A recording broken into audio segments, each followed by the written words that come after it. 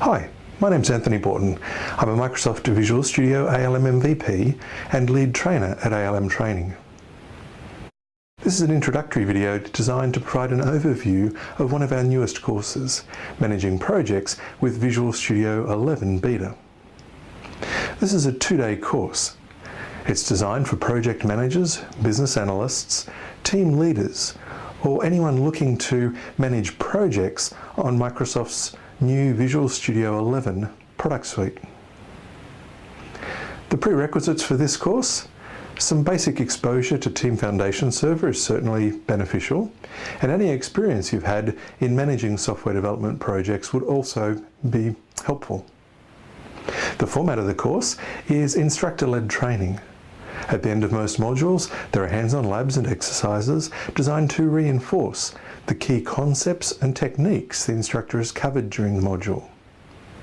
Let's take a look at the course content.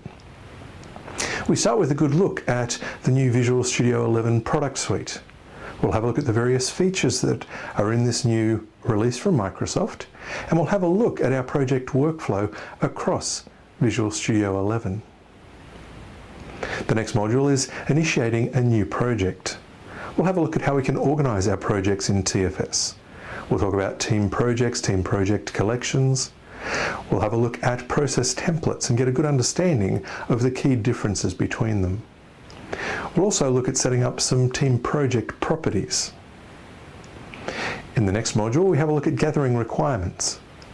We provide an overview of work items in Team Foundation Server and see how we can enter our requirements directly into TFS using a variety of tools. We'll also see how we can achieve great levels of traceability by linking work items together. Our fourth module is one of the brand new features in Visual Studio 11. We'll have a look at using storyboards. We'll have a look at an overview of some of the storyboarding capabilities in the product. We'll go and create a storyboard to help us illustrate requirements or experiences. Then we'll link our storyboards back to work items, again for traceability. The next module sees us getting our product backlog started. We'll go and create product backlog items and go through the process of prioritizing the product backlog. We'll look at estimating items on that backlog and go through some techniques to help you improve those estimates and try and make them a little bit more accurate. We'll then have a look at grooming the backlog and find out what the role of the product manager or the BA or the product owner would be while the team is busily working on their sprint. The next module is planning and running a sprint. We'll have a look at something which is our team capacity. We'll see how we can put in capacity for individual team members, as well as any days off, either entire team days off or days off for individuals. We'll have a look at selecting items from the product backlog and bringing them into the sprint backlog, and how we can do forecasting using team capacity. Forecasting will help us understand when items on the product backlog may actually become sprint backlog items and be done. We'll have a look at tracking our progress using brand new task boards that are in the Visual Studio 11 product.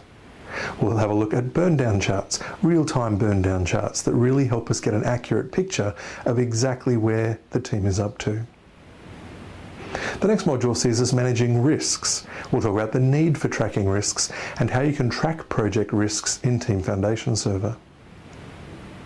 We'll move on to keeping quality in focus.